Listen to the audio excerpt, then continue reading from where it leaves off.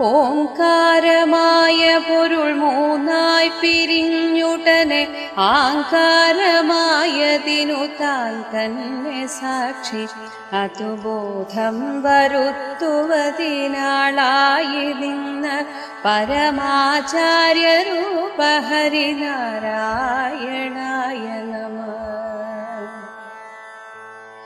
ഒന്നായ നിന്ന ഇഹ രണ്ടെന്നു കണ്ടളവിലുണ്ടായൊരിങ്കൽബത മിണ്ടാവതല്ല മമ പണ്ടേ കണക്കെ വരുവാൻ നിൻ കൃപാവലികൾ ഉണ്ടാകയെങ്കലിഹ നാരായണായ നമഃ.